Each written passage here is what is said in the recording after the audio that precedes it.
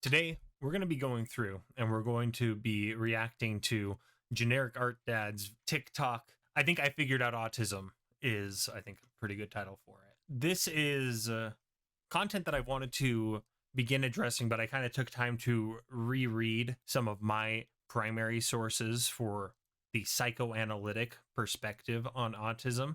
And then partially I found this person's content through my partner, and the questions they are asking and the way that they are grasping for a structure that behavioralist mental health is not giving them. The structure of this video, I think, is going to give me great structure to insert some psychoanalytic notions of autism. I think I figured out autism. What? Or at least my autism. And I'm curious how it fits into like the bigger autistic holistic picture. Nope. I don't want to be a part of this one. Almost everything I've been told is part of my autism I can trace back to my very active mind and how I'm treated by society. Nope, not doing this. I've only got 3 minutes, so this is going to be really fast and really high level. A lot of my autism-ness are just symptoms that manifest from those 2 causes, which start to compound and essentially lead to extreme mental anxiety. So let's start there. In psychoanalysis, the neurotic world is structured by what's called the big other. And you can think of this as a comparison to Christian God for fundamentalist Christians. They are the empty void that structures the world for neurotic individuals. And it is the way in which all of the neurotics words gain meaning relative to their master signifier. Generally speaking, we live in a neurotic society.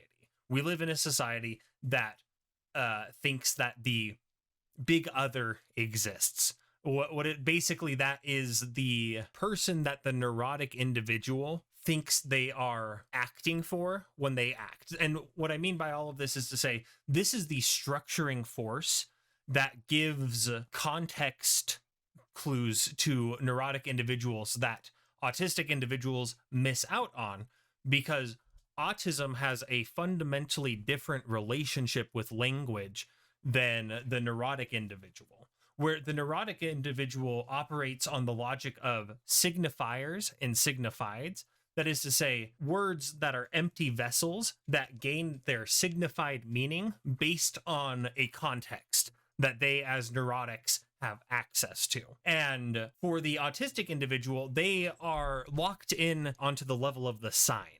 That is to say, for us, a word is a combination of notional sensory images and conceptualizations of language tied to a specific meaning.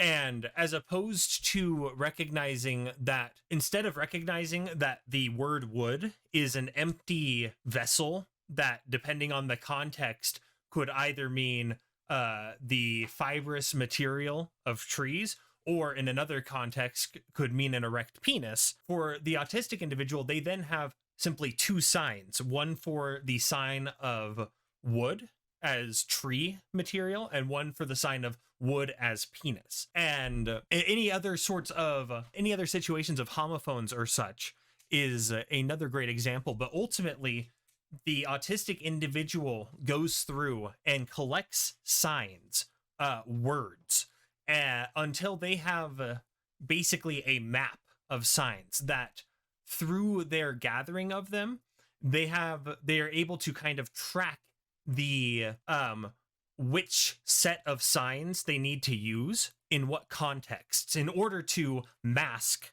in a situation that is structured by some other. For example, the other of the business world expects certain things for you. When you are told to dress professionally in a business context versus, going to maybe like a religious function, or these sorts of acts of interpolation, that is to say, being addressed by social order, it is by going through and determining in reference to your sign map that what sign is really being meant here by the addressing individual.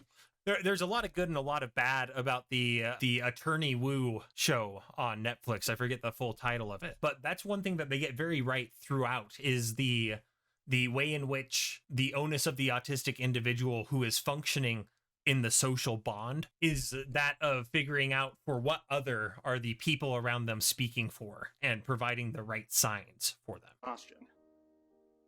And you've seen these brain scans, right? Where allistics kind of have like a clear-ish pathway and autistic brains just kind of fire everywhere. I don't begrudge you an appeal to biologism, but psychoanalysis is to approach this problem from the exact opposite perspective. And fundamentally, for psychoanalysis, as opposed to some sort of borderline eugenicist functioning spectrum, psychoanalysis instead uses a spectrum of verbosity.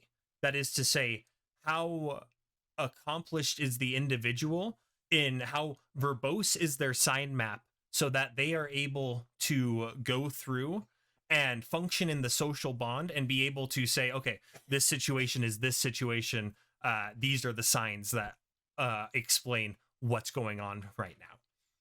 And so going back to that, you can think of the normative, which is a term that I don't like. I appreciate why neurodivergent and neurotypical are notions that afford a certain space, but they aren't my favorite, just in as far as there is nobody who is truly whole. There is no whole person to compare us to. But comparing, for the type of discourse that we want to have here, comparing the structure of the autistic individual to the structure of the neurotic individual. The structure of the neurotic individual is very much that ordering of context, whereas the autistic individual has to search out through their whole sign map and figure out what signs are at play. Sure. My brain brings up so much information at once that it has bandwidth issues. And by itself, it's not necessarily a big deal, but it results in other behaviors and symptoms that compound. Like what? Like, I recognize the effects of a decision don't exist in a vacuum, so I need a lot more information for decisions that holistics would usually consider simple. I'm also very aware of things that I don't know, like other people's perspectives, so I struggle with things like intuitively prioritizing data points. But what about the things you're bad at? Like reading body language? I actually have to... Yeah, signs are not just simply just like a word and its meaning. It is, and I think this is a phenomena shared by a lot of autistic individuals. For me, certain signs encode in them the very moment of me acquiring them. Like I can think of moments in space-time of me being in a car somewhere where I really solidified a sign for something that I had been struggling to conceptualize and things of that nature. And body language is a sign just like any other. Explain to holistics a lot of the time what they have missed. Nonverbal communication is just another data point that I'm processing consciously. I'm not natively bad at it, but when I have bandwidth issues, then I might start missing things or not processing it the right way. Socializing in general really wears you out. Yes, because humans are highly variable. And think about this, the average adult brain uses about 20% of your energy. My point being, it's not an insignificant amount. So as I'm trying to churn through more data, you're getting more worn down. And now add other aspects of socializing. I definitely...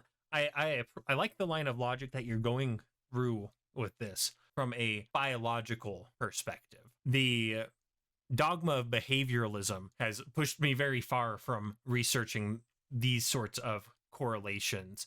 And so as I kind of look through your work, because I definitely want to, I think, react to more of this as a vehicle for me to articulate the notions about autism from a psychoanalytic point of view that I think are very productive for fostering a self-understanding. Like behaving in ways that aren't native to me? Can you stop masking? I haven't figured out how. In fact, when I start getting less energy and I have trouble masking, I start getting more anxiety around things like whether or not...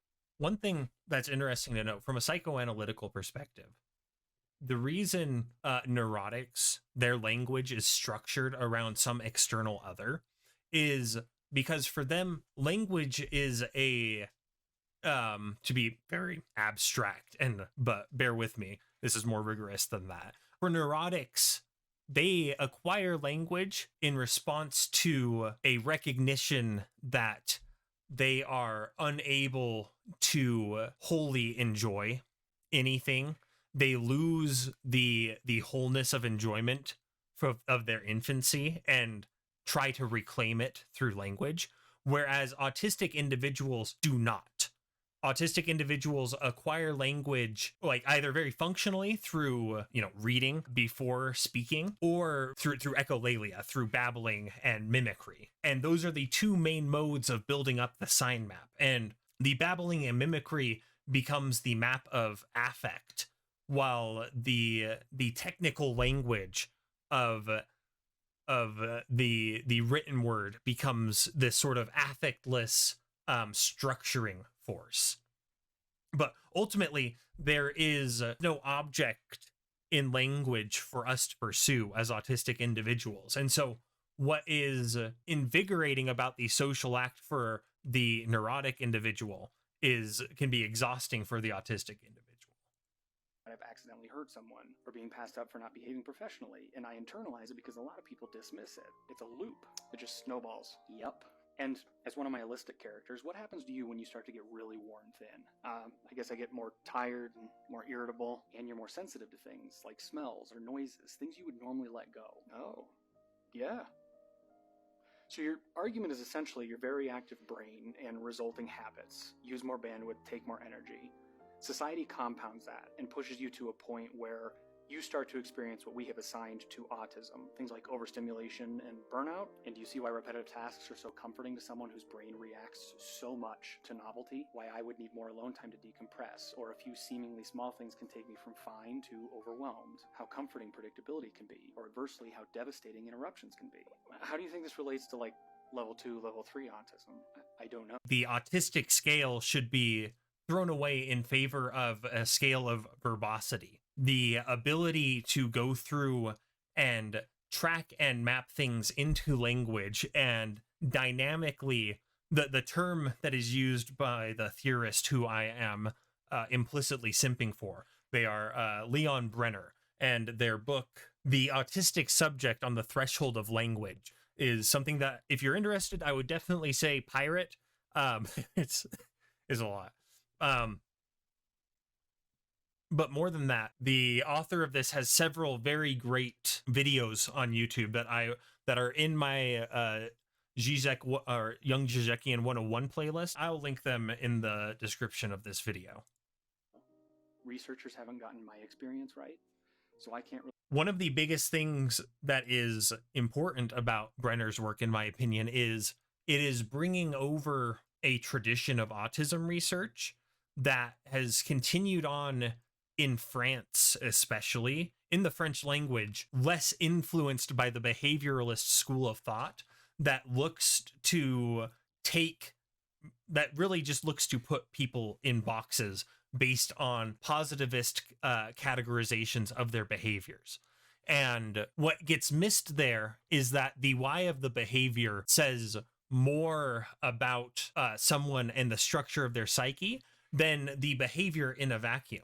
For that reason, there are ungodly number of people out there who are frankly autistic. Like, the number of autistic people in society is staggeringly high from my perspective. And the number of people who are just so well functioning that they don't think twice about it, but are very, very, very autistic from a point of structure is explicit. And the thing I appreciate the most about this theory from the psychoanalytic perspective is the nuance that is afforded the autistic subject. Really trust what I read about autism.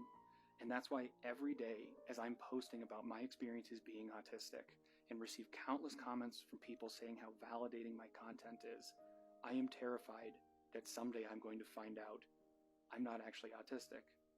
I think I figured out.